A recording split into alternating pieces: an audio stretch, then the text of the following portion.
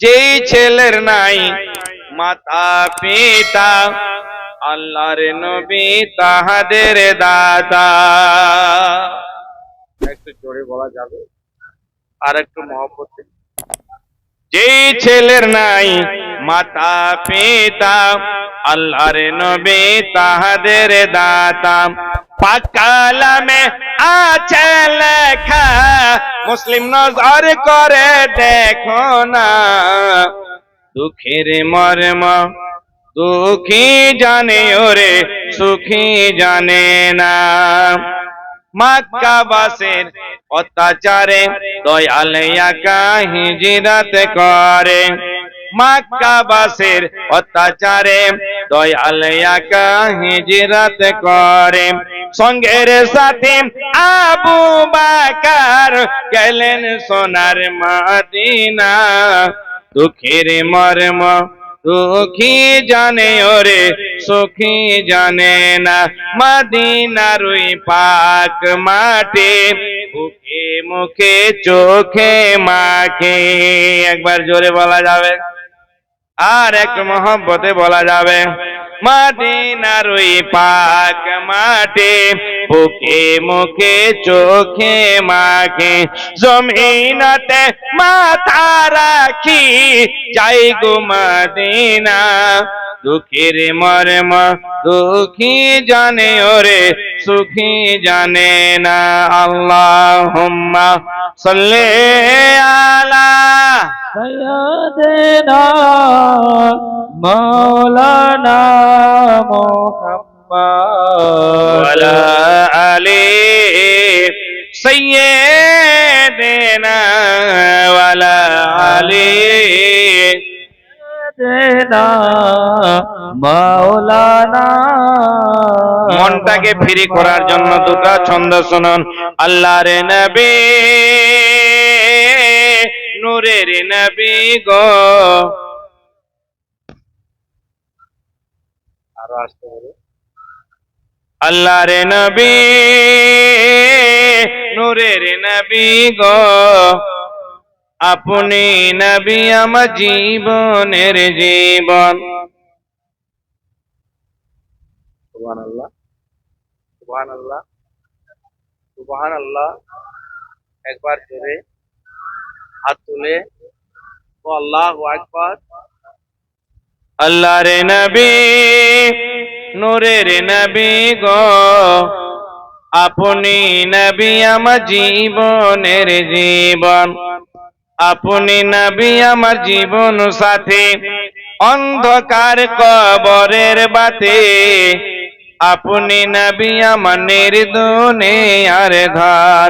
ওরে রাহমাতাল লিল আলামিন, আপনি উম্মতের জামিন।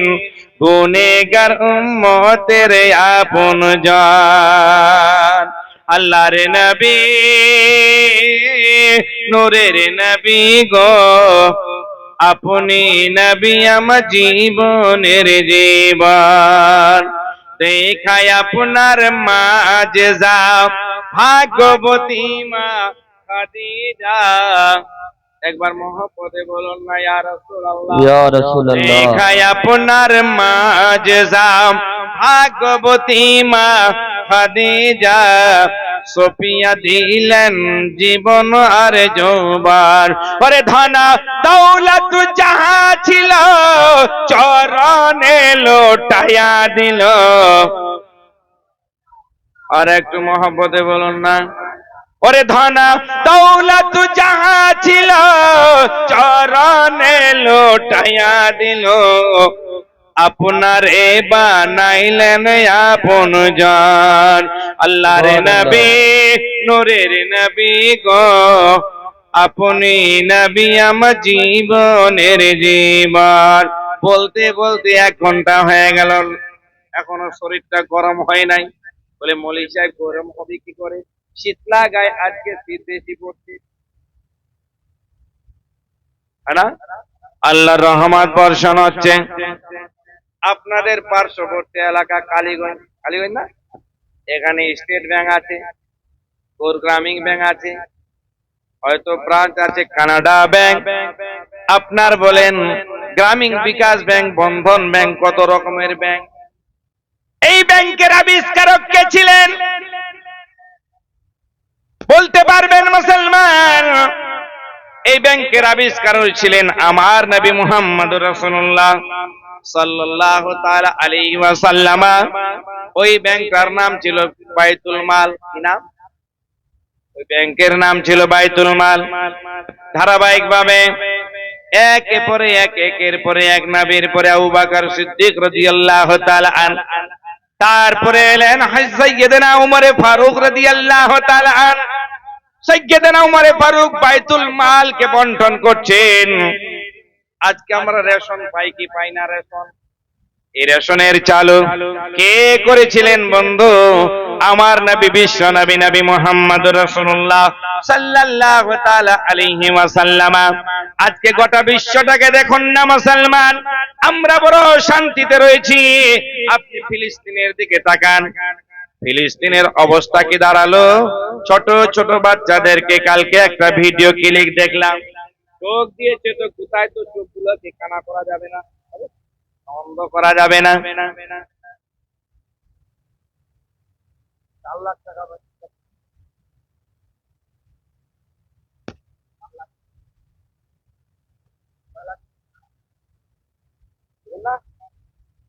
কেন দিবেন না?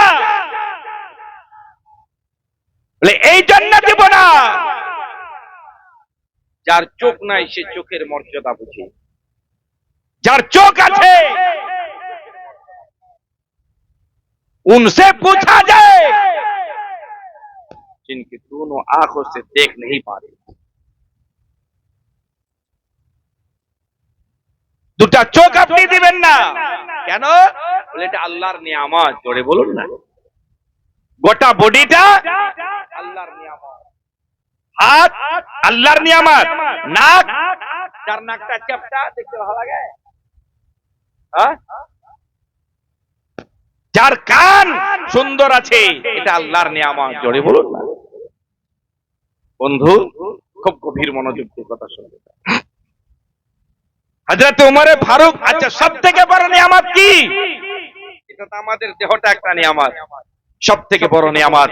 ওয়া আম্মা বিনিআমাতি রাব্বিকা ফাহাদ্দিস, এর তাফসীর উঠান, দেখবেন সব থেকে বড় নিয়ামত হলো আমার নবী মুহাম্মদুর রাসূলুল্লাহ সাল্লাল্লাহু তাআলা আলাইহি ওয়াসাল্লাম।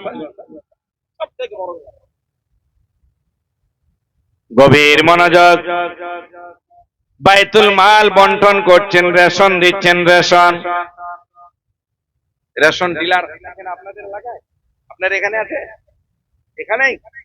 আচ্ছা, কথা এই সাইডে। রেশনের আবিষ্কারক ইনাকে যদি বলিনি পারবে না। রেশন চালু করেছিলেন আমার নবী, আজ পর্যন্ত সেটা চলছে। কথাটা কাট করে বলে দি বন্ধুরে, আজকে আজমির শরীফের বেলে ভিতরে আছে, আজমির শরীফের ভিতরে আছে, জ্ঞানবাপী মসজিদের ভিতরে আছে, বলে বাবরে মসজিদের ভিতরে আছে, সব জায়গাতে আপনার বলেন সম্বলে ভিতরে আছে। তোদের তো ভিতরেই থাকবে, উপরে নয়, কারণ আল্লাহ রাব্বুল আলামিন ইসলামকে উপরে রেখেছে। খুব গভীর মনোযোগ। বাইতুল মালকে বন্টন করছেন দাদা, বাইতুল মাল বন্টন করছেন, রেশন দিচ্ছেন। ওই সময় একজন নওজোয়ান, চেহারাটা আপেলের মতো, তিনি একটা কচি বাচ্চাকে নিয়ে সাইয়্যিদনা ওমর ফারুক রাদিয়াল্লাহু তাআলা আনহুর দরবারে এলেন। আসার পরে সালাম জানালেন। হযরত ওমর মুস্কুরিয়ে দিলেন। মুস্কুরার পরে বলে, ভাই তুমি যদি বলতে আমার বাড়িতে একটা কচি বাচ্চা আছে, আমি তোমার বাচ্চাটার জন্য এমনি একটা রেশন আমি দান করে দিতাম, রেশন আমি দিতাম। তুমি এই গ্রীষ্মকালে কেন নিয়ে এসেছো? এত কষ্টের মাধ্যমে কেন নিয়ে এসেছো? কেন নিয়ে আসলি ভাই? তো লোকটা কাঁদতে শুরু করলো। বাবাজি আপনি চিন্তা করছেন মানে চলে যাবেন? হ্যাঁ, আমার মনে হয় এই চেয়ারটা থেকে ওরা ভালো করে বসে আছে, আর ওদেরকে খড় বিছিয়ে দিয়েছে, আর সুন্দর করে ওদের পা গুলাতে ঠান্ডা লাগবে না, আমাদের এইগুলাতে লাগবে না দাদা। দুটো খেলা চেয়ারম্যান আর 5 বছর ওর বেশি থাকে না। 5 বছর পরে যাকে চাইবে তাকে করবে, বুঝে দিয়ে। তুই একটা পার্টি করছে, আমি একটা, ভাই ভাই বাপরে, মনে হচ্ছে জং করতে গেছে, ও জিহাদ করতে গেছে। পাগলা সব। আল্লাহ বাঁচায়। রেশন মাল বিক্রি বন্টন করছেন, আর লোকটাকে যেমনি বললো যে তুমি কচি বাচ্চাটাকে নিয়ে এলে, তুমি যদি বলতা আমি তোমাকে 2টা হিস্সা দিয়ে দিতাম। লোকটা জ্বর জ্বর করে কান্না শুরু করলেন। ওমরে ফারুক বলেন, ভাই আমি তোমাকে অন্যায় কিছু বলি নাই, কেন তুমি কান্না করছো বলো? শুধু চোখ থেকে জল বের হয়ে যায়, মুখ থেকে কথা বের হয় না। অনেক সময় আছে না যে আপনার যদি একটা এমন জিনিস হয়েছে, চোখ থেকে জল যায় কিন্তু মুখ থেকে কথা বের হয় না, এরকম হয় না? আবেগ ভরে যায় কিন্তু চোখের জল বের হয়, মুখ থেকে কথা বের হয় না। হযরতে ওমরের দরবারে এত কান্না করছেন বলে, ও ভাই কান্নাটাকে বন্ধ করো না কেন? বলতে লাগলেন, ভাই ওগো ওমর, আল্লাহর নবী তোমাকে সাহাবী বলে গণ্য করেছে, জান্নাতি বলে ডেকেছে, কিন্তু শুনে নাও এই বাচ্চাটার মা দুনিয়াতে বেঁচে নাই, এই বাচ্চাটার মা দুনিয়াতে বেঁচে না। উমরে ফারুক বললেন, দুনিয়ার দস্তুর আপনাকে আমাকে মরতেই হবে, একদিন কবরে যেতে হবে, তাই এটার জন্য এত আফসোস কেন? বলছে, ওমর গো, এই বাচ্চাটার জন্ম দুনিয়াতে হয় নাই, কবরের ভিতরে হয়েছে। কবরের ভিতরে হয়েছে, কথা হয়েছে কবরের ভিতরে। হযরত ওমরের কৌতূহল জাগলো, বলছে বলো কবরের ভিতরে হয়েছে? শুনবেন ঘটনাটা, আপনারা শুনবেন, ইবরতনাক একটা কথা বলছি। কবরের ভিতরে হয়েছে। যেমনি বললেন, তিনি বললেন, ভাই একটু শোনাও না। বলে, ওমর আমি বড় দরিদ্র, আমি বড় দুস্থ মানুষ, আমার বাড়িতে একবেলা খাবার থাকতো, একবেলা থাকতো না। আমি বিয়ে শাদী করলাম, করার পরে কিছু খাদ্য সামগ্রী জোগাড় করলাম, করার পরে আমার ওয়াইফকে, আমার স্ত্রীকে বললাম, এই খাবারগুলো তুমি খাও, আমি একটু ব্যবসা করতে যাচ্ছি, বাণিজ্য করতে যাচ্ছি, আমি আসবো, ইনশাআল্লাহ আবার দেখা হবে। ওই সময় আমার স্ত্রী আমাকে বলেছিল, গো আমার স্বামী আব্দুর রহমান, তুমি চলে যাও, আমার বাড়িতে আমার শাশুড়ি নাই, শ্বশুর নাই, ননদ নাই, ভাসুর নাই, ভসুর নাই, আমার পেটে যে বাচ্চা রয়েছে, এই বাচ্চাটার রক্ষণাবেক্ষণ কে করবে বলো? আমি ওই সময় বলেছিলাম, তাওয়াক্কালতু আলাল্লাহ, এই বাচ্চাটার রক্ষণাবেক্ষণ আল্লাহ করবে। আমি চলে গেলাম, সময় পূর্ণ হয়ে গেল, আসতে লেট হয়ে গেল। আমার স্ত্রী প্রসবের বেদনায় ছটপট ছটপট করতে করতে মারা যায়, বাচ্চাটা প্রসব হয় নাই। আমি কয়েকদিন পরে এলাম। একটা মশলার কথা আপনাদেরকে আমি বলে দেই, হয়তো যারা বিয়ে করেছেন জানেন। বলুন তো মা বোনদের সিজার হয় কি হয় না? এই সিজারের নিয়মটা কে দিয়েছে? কেউ দেয় নাই, ইসলাম দিয়েছে, ইসলাম দিয়েছে। যদি কোন মহিলা প্রসব বেদনায় মারা যায়, বাচ্চাটা জন্ম না হয়, ওই সময় ইমামে আজম আবু হানিফা রাহমাতুল্লাহ আলাইহি বলেন, একটা পাতলা সাদা কাপড় নিয়ে নাও, কাপড়টাকে ভিজিয়ে নাও, আর ভিজিয়ে নেওয়ার পরে হালকা করে চিপে নাও, যেন কিছু রস পড়ে যায়, ওই মহিলার পেটের উপরে বিছিয়ে দাও। যদি কাপড়টা তাড়াতাড়ি শুকিয়ে যায়, তাহলে জেনে নেবে ওই বাচ্চাটা পেটের ভিতরে জীবিত আছে। তার বাম দিকটা কেটে তোমরা বের করে নাও। বলো, আর যদি কাপড়টা শুকিয়ে না যায়, ভেবে নেবেন বাচ্চাটা মৃত মুখে আছে, রেমির মারা গেছে পেটের ভিতরে, তাকে ওইভাবে দফন করে দিবেন। মুসলমান ওই লোকটি বলতে লাগলেন, ওমর গো, আমি বাড়িতে এলাম, আসার পরে দেখি আমার বাড়িটা উইরান হয়ে গেছে। একটা বাড়িতে যদি 10 দিন মানুষটা না থেকে বাড়িটা এলোমেলো হবে কিনা? বাড়িটা এলোমেলো হয়ে গেছে, উইরান হয়ে গেছে। ঠিক ওই সময় তিনি গ্রামের লোককে বললেন, ভাইরা সকল শোনো, আমার ভাইরা শোনো, আমার স্ত্রী কোথায়? আমার স্ত্রীর পেটে যে বাচ্চাটা ছিল সেটা কোথায়? বলতে লাগলেন, ভাই, তোমার স্ত্রী প্রসবের বেদনায় ছটফট করতে করতে মারা গেছে, বাচ্চাটা দুনিয়া আসে নাই, এই জন্য তুমি আফসোস করিও না, চলো তোমার বাড়িটা 2 দিন পরে ঠিকঠাক করে দেব। আমার বাড়িতে একটু গিয়ে রাতটা কাটা, 2-4টা রাত্রি, 2-4টা রাত্রি আমার বাড়িতে কাটাও। যেমনি বললেন মুসলমান, ঠিক ওই সময় বললেন, ঠিক আছে। যে ঘরের ভিতরে থাকার ব্যবস্থা করে দিল, ওই ঘর থেকে সোজা কবরস্থান দেখতে পাওয়া যায়।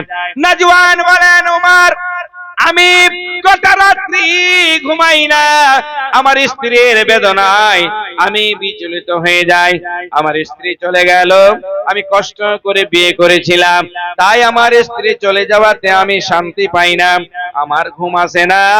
আমি কবরস্থানটার দিকে তাকিয়ে আছি, দেখতে পেলাম রাত্রি 12টার সময় একটা আগুন ওই কবরস্থান থেকে বের হয়ে আকাশের দিকে চলে যায়। আমি বাড়ির মালিককে ডাকলাম, ও ভাই আব্দুল জব্বার, বলো বলো বলো রে, এই আগুনটা কোন আগুন? এই আগুনটা কোন আগুন? আগুন একটা কবরস্থানে দেখতে পাই। ওই লোকটা হু হু করে কান্না শুরু করলেন, কচি বালকের মতো হা করে কেঁদে যায়।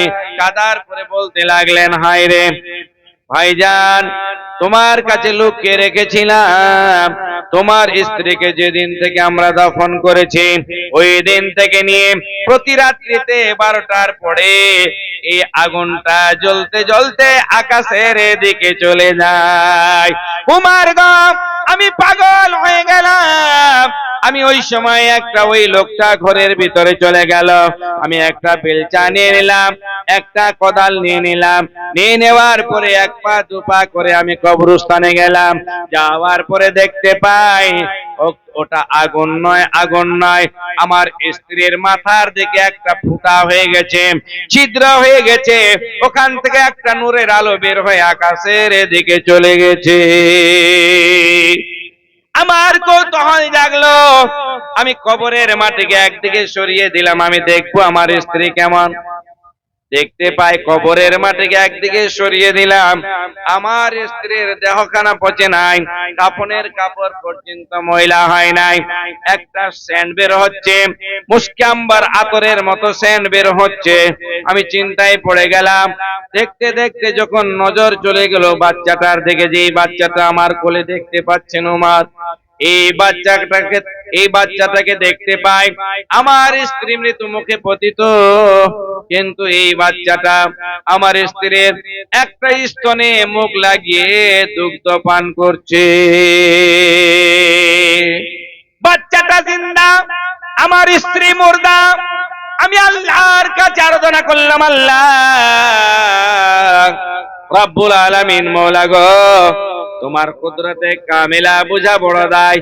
আল্লাহ, আমার স্ত্রীকে তুমি মৃত মুখে রেখেছো, আমার বাচ্চাকে তুমি জিন্দা রেখেছো, জীবিত রেখেছো। ওই সময় একটা আওয়াজ ভেসে আসলো আর বলছে, আব্দুর রহমান, যখন তুমি বাণিজ্য করতে যাচ্ছিলে ওই সময় বলেছিল, গো আমার স্বামী, তুমি চলে যাও, আমার পেটে বাচ্চা আছে, রক্ষণাবেক্ষণা কে করবে? তুমি বলেছিলে তাওয়াক্কালতু আলাল্লাহ, আল্লাহ রক্ষণাবেক্ষণা করবে। তাই তোমার বাচ্চাকে কবরে এসে প্রসব করিয়ে আল্লাহর কুদরতে কামিলা তোমাকে দেখাচ্ছি। জোরে বলুন না মুসলমান। আজকে আমাদের আফসোস হয়, পার্শ্ববর্তী এলাকায় মসজিদ, এখানে একটা মসজিদ দেখতে পেলাম, আজান হয়ে যায়, আমরা মসজিদে যাই না, কে যাই চায়ের দোকানে কেউ আপনার আমার সঙ্গে যাবে না। যদি নেক আমল করতে পারি আল্লাহর ইনাম পাবো, কবরে অব্যাহতি পাবো, আসরে অব্যাহতি পাবো, মিজানে অব্যাহতি পাবো, ফুলসিরাতে অব্যাহতি পাবো। গোটা রোজ মাশারের ময়দানে আমরা ইনাম প্রাপ্ত হব, নবীর ঝান্ডার নিচে আমরা থাকব। একটি কথা আপনাদেরকে আমি জানাতে চাই, এই যে আপনাদের মসজিদ গো, এই মসজিদে ওযুখানার প্রয়োজন আছে। ওযুখানার প্রয়োজন আছে। এই ওযুখানাটা বানাতে হবে। আমি 10টা লোকের কাছে চাই, 10টা নওজওয়ানের কাছে। কেউ উঠা বসা করবেন না। আমার পরে পরে আল্লামা মাওলানা মুফতি রফিকুল ইসলাম সাহেব আছেন, যিনি কানপুরে ওইদিকে কথা থাকেন। আমার কয়েকবার দেখা হয়েছে, যে বিজ্ঞ লোক, তিনার কথা শুনলে মনে হয় যে শুনতেই থাকে, তাই না? তো আপনাদের কাছে আবেদন, আচ্ছা আমার নবী কখনো আজান দিয়েছিলেন? বলতে পারবেন? আমার নবী কখনো আজান দিয়েছিলেন? হ্যাঁ, দিয়েছিলেন একবার। আচ্ছা আপনি আজান দিচ্ছেন, আশহাদু আল্লা ইলাহা ইল্লাল্লাহ, তারপর আশহাদু আন্না মুহাম্মাদার রাসূলুল্লাহ, কিন্তু নবী যে আজান দিয়েছিলেন তো কি বলেছিলেন? আশহাদু আন্না মুহাম্মাদার রাসূলুল্লাহ বলেছিলেন না কি বলেছিলেন? এটা আপনাদেরকে দেখাবো। আপনারা 10টা লোক আছেন, 10 জন ভাই, শুধুমাত্র 1000 টাকা করে